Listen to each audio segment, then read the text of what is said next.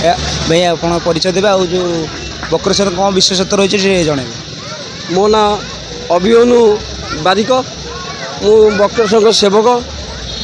ଆଜି କାଲି ଥିଲା ମହାପ୍ରଭୁଙ୍କର ଯାତ୍ରା। 108 ବିମାନଙ୍କର ଥାନାପତି ହେଉଛି ବକ୍ରେଶ୍ୱର। ମହାପ୍ରଭୁ କାଲି ନୀତିକାନ୍ତି ମହାପ୍ରଭୁଙ୍କର ସରିଗଲା। ବଡ଼ ସିଂହାର ବେଶ, ମଇଲମ ଭୋଗ, ଅବକାଶ ଭୋଗ, ବାଳଭୋଗ ସଇଲେ ରାଜାରାଜେଶ୍ୱର ବେଶ ସଇଲେ ଚନ୍ଦ୍ରଶେଖର, ଗୋପାଳଜୀ, ବକ୍ରେଶ୍ୱର, ବାଙ୍କନାଥ ଇଏ ଆସିକିରି ଭାଇମାନଙ୍କୁ ଦର୍ଶନ ଦେବେ। ବେରବୈରେ ରହିଲେ ସୋମନାଥ, ସିଦ୍ଧେଶ୍ୱର ଏଠି ରହିଲେ ଗୋକର୍ଣ୍ଣେଶ୍ୱର ଭଣଜା, ବାଙ୍କନାଥଙ୍କ ଭଣଜା ଗୋକର୍ଣ୍ଣେଶ୍ୱର, ଆଉ ଚନ୍ଦାଦେବୀ ନୀଳକଣ୍ଠେଶ୍ୱର। ମହାପ୍ରଭୁଙ୍କର ଅଖଣ୍ଡ ମହିମା। ଇଏ ଆମ ଜେଜେବାପା କହୁଥିଲେ, ଇଏ ଗଛ ବରଗଛ ଚଉଦଳରେ ଶୋଇ ଇଏ କରନ୍ତି। ପ୍ରଭୁ ଯେତେବେଳେ ଆସନ୍ତି ସେ ମନକୁ ଗଛ ଉଠିଯାଏ, ମନକୁ ଗଛ ମହାପ୍ରଭୁଙ୍କର ଉଠିଯାଏ। ଯଦି ମହାପ୍ରଭୁଙ୍କର ଏତିକି ମହିମା, ବାଙ୍କନାଥ ସେ ପଞ୍ଚମୁଣ୍ଡି, ଓଡ଼ିଶାରେ ବିମାନ କେଉଁଠି ପଞ୍ଚମୁଣ୍ଡି ନାହିଁ। ବଳଙ୍ଗା ଦୋଳ 108 ପଞ୍ଚମୁଣ୍ଡି, ଓଡ଼ିଶାରେ ବିଖ୍ୟାତ ପଞ୍ଚମୁଣ୍ଡି।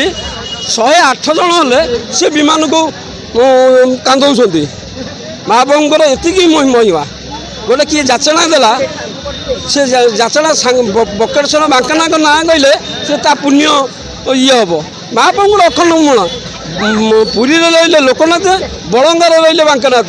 ପୁରୀରେ ଲୋକନାଥଙ୍କର ଯେତିକି ନୀତି ନିୟମ, ବାଙ୍କନାଥଙ୍କର ସେତିକି ନୀତି ନିୟମ। ମହାପ୍ରଭୁଙ୍କର ଇଏ। ଆଉ ଗୋଟେ କଥା, ଆମ ଜେଜେବାପା କହନ୍ତି ଇଏ ବିମାନ ପୁରୀ ନିମାପଡ଼ା ରାରସିଂହର ତାଙ୍କର ହାତୀ ଖରାପ ପଇଲା ଦିଅ। ସେ ତାଙ୍କୁ ଜଣେ କହିଲେ, ଭକ୍ତମାନେ ପ୍ରଭୁକୁ ଟିକେ ଡାକ ବାଙ୍କନାଥକୁ। ସେ ହାତୀ କ'ଣ କଲା, ସେ କ'ଣ କଲେ, ରାଜା ରାରସିଂହର ସେ କ'ଣ କଲେ, ପ୍ରଭୁ ମୋ ହାତୀ କେମିତି ଭଲ ହେଇଯାଉ। ସେ କ'ଣ କଲେ, ସେ ଯେଉଁ ବିମାନ ପଞ୍ଚମୁଣ୍ଡି, ସେ ବିମାନରେ ତାଙ୍କ ଝୁଅ ଖୁଦୁଣି ଗୁଣି କରୁଥିଲେ। ସେ ବିମାନରେ ଯେମିତି ଖୁଦୁଣି ଗୁଣି କଲେ, ସେ ଏତିକି ପ୍ରଭୁଙ୍କୁ ଡାକିଦେଲେ, ପ୍ରଭୁ ମୋ ହାତୀ କେମିତି ଭଲ। ସେ ଯେମିତି ପ୍ରଭୁଙ୍କୁ ଡାକିଛନ୍ତି, ସେ ହାତୀ ମନକୁ ଉଠିଲା।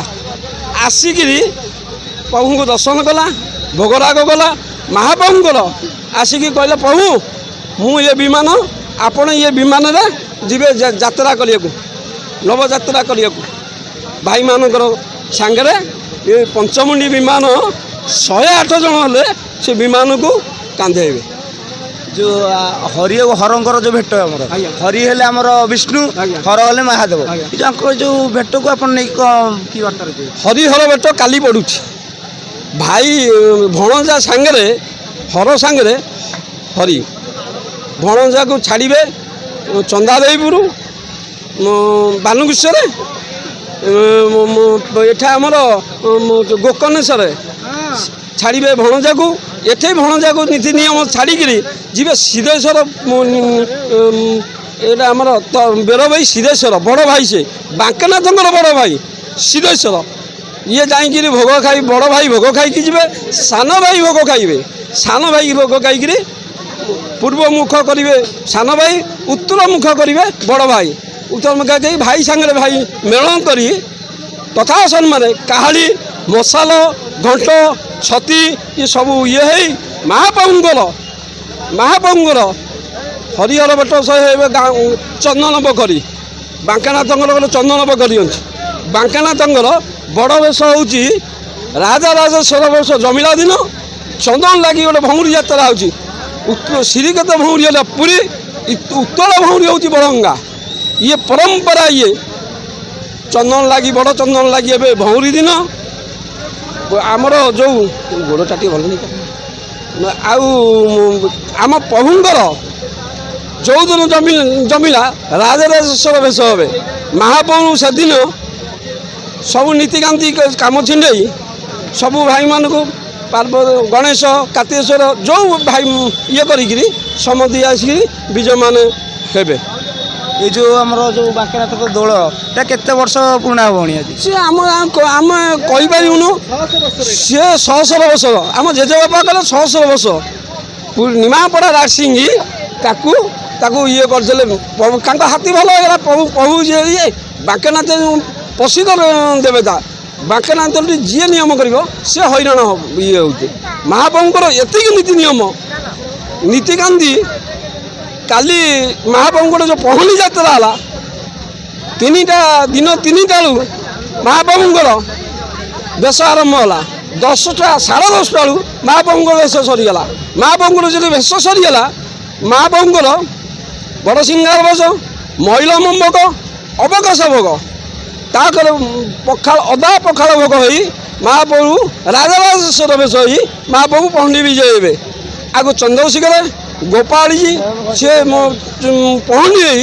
बक्रेश्वर पहंडी चारि बेढ़ा परिक्रमा कर महाप्रभु बांकेनाथ उठे बांकेनाथ जो उठे पंचमुंडी रे बक्रेश्वर रे मध्याह्न चौदले पालिकी रे गोपाल जी चंद्रशेखर रही आम सेवक नीति नियम तथा सम्मान की आशीर्वाद आम कि नुह आम किए से जगन्नाथ लोकनाथ जी नीति नियम आम बांकेनाथ से नीति नियम से कहले पचार गछ विषय आप गछ विषय कौन आम जेजेबापा कहती जिते 14 काहाली हरिबोल हुलरी पड़ो सी विराट बड़ बरगछ था से छाया प्रदान करती आम सी खुंटी महाप्रभुଙ୍କର खुंटी से गछ जिते हरिबोल हुलरी पड़ो सी प्रभुଙ୍କର एतिकी महिमा बांकेनाथଙ୍କର एतिकी महिमा महाप्रभुଙ୍କର सी आस्ते आस्ते उठिकी जमी महाप्रभु सिंहासन